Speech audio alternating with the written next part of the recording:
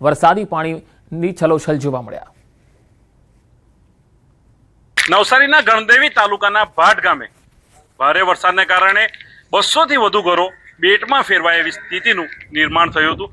ભાટ ગામના 2 ફળિયા મળીને 200 જેટલા ઘરો છે, ત્યાં ગોઠણસમાં અને કેળસમાં પાણી ભરાઈ જતા લોકોમાં ભારે હાલાકી વેઠવાનો વારો આવ્યો હતો।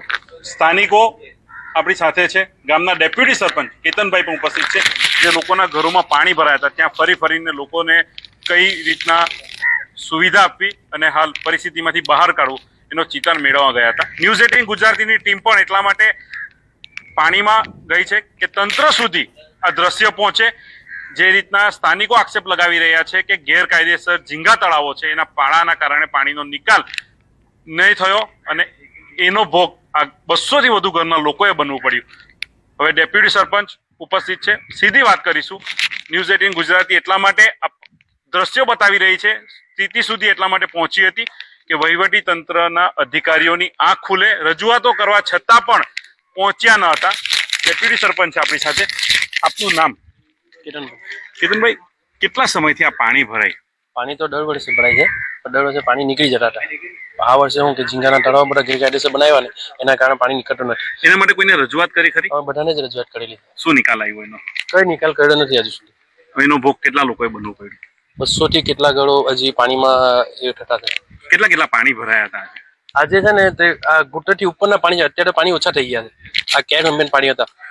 ભારે વરસાદની આગાહી છે, જો વરસાદ વધુ વરસે તો શું સ્થિતિ નિર્માણ થશે? તો એ ઘર ડૂબી જશે। લોકોને આ પરિસ્થિતિમાં મૂકીને વહીવટી તંત્ર પોતાની કઈ ફરજ નિભાવી રહી છે, એ સૌથી મોટા સવાલો હાલ સામે આવી રહ્યા છે। પરંતુ હવે એ મોટો સવાલ છે કે જિલ્લા સમાહર્તા એટલે કે નવસારી જિલ્લા કલેક્ટર પર લોકો આસ લગાવીને બેઠા છે કે આ ઝીંગા જે ગેરકાયદેસર ઝીંગા તળાવો છે એમને દૂર કરવામાં આવે અને લોકોને આ તકલીફોમાંથી બહાર કાઢવામાં આવે, એવી હાલ ગુહાર ભાટ ગામના લોકો લગાવી રહ્યા છે। પ્રવીણ પટેલ, ન્યૂઝ 18 ગુજરાતી, નવસારી। ગાંધીનગરમાં વેધર વોચ ગ્રુપની બેઠક મળી। આવતીકાલે ભારેથી અતિ ભારે વરસાદની સંભાવના છે। નવસારી, વલસાડ અને દમણમાં ભારે વરસાદ થઈ શકે છે। દાદરા નગર હવેલીમાં કેટલાક સ્થળોએ ભારેથી અતિ ભારે વરસાદની સંભાવના છે। તમામ વિસ્તારો પર કંટ્રોલ રૂમ દ્વારા 24 કલાક સતત નજર રાખવામાં આવી રહી છે। રાહત અને બચાવ કામગીરી સંદર્ભે પૂર્વ તૈયારીની વિગતો આપતા તેમણે કહ્યું છે કે આપાતકાલીન સ્થિતિમાં બચાવ અને રાહત કામગીરી ઝડપથી થઈ શકે તે માટે એનડીઆરએફ અને એસડીઆરએફની ટુકડીઓને જરૂરી તમામ સાધન સામગ્રી સાથે સંવેદનશીલ વિસ્તારોમાં તૈનાત કરી દેવામાં આવી છે। વરસાદને લઈને અમદાવાદવાસીઓ માટે ખુશ ખબર છે। શુક્ર, શનિ અને રવિમાં સારા વરસાદની સંભાવના છે। હવામાન નિષ્ણાત અથરેયા શેટ્ટીએ અનુમાન વ્યક્ત કર્યું છે 3માંથી કોઈ એક દિવસ સારો વરસાદ સંભવ છે। શહેરના કોઈ સ્થળે 7 થી 8 ઇંચ વરસાદ પણ થઈ શકે છે। અથરેયા શેટ્ટીએ અનુમાન વ્યક્ત કર્યું છે। અમદાવાદના પૂર્વ વિસ્તારમાં પડી શકે છે ભારે વરસાદ, તો ગાંધીનગરમાં પણ ભારે વરસાદની સંભાવના વ્યક્ત કરી છે। अहमदाबाद गांधीनगर के आसपास के इलाकों में खासकर शुक्रवार, शनिवार और रविवार के दिनों में अच्छी बारिश देखने मिल सकती है।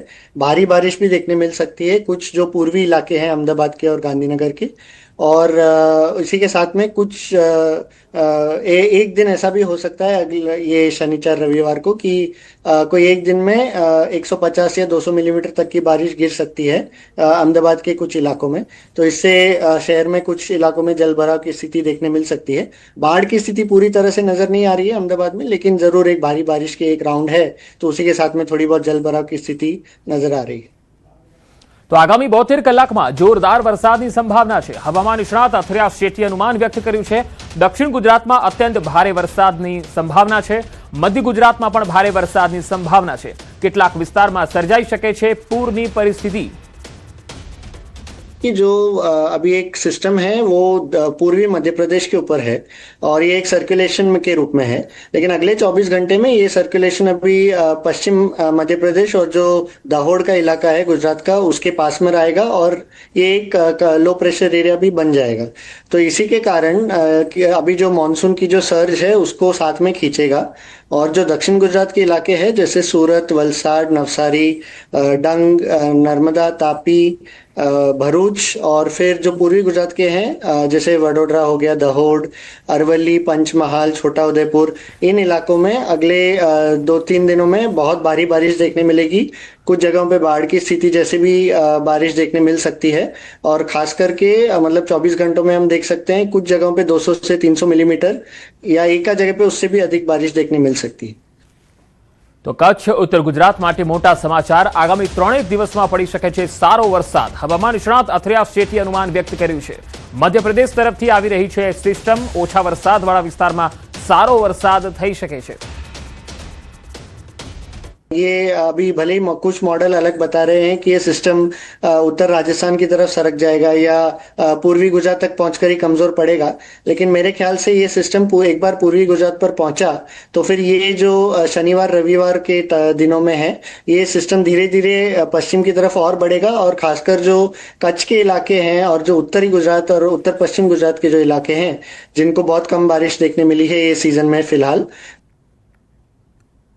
હવે અંબાલાલ પટેલની આગાહીની વાત હવામાન નિષ્ણાત અંબાલાલ પટેલે આગાહી કરી છે કે આગામી 48 કલાકમાં જામશે વરસાદી માહોલ 25 જુલાઈ સુધી હળવાથી મધ્યમ વરસાદની શક્યતા વ્યક્ત કરી કેટલાક વિસ્તારોમાં ભારે વરસાદ પડી શકે છે મધ્ય ગુજરાતમાં વધશે વરસાદનું જોર અમદાવાદ વડોદરામાં પડશે વરસાદ સૌરાષ્ટ્ર અને ઉત્તર ગુજરાતમાં વરસાદની શક્યતા તો દક્ષિણ ગુજરાતમાં ભારેથી અતિ ભારે વરસાદ થઈ શકે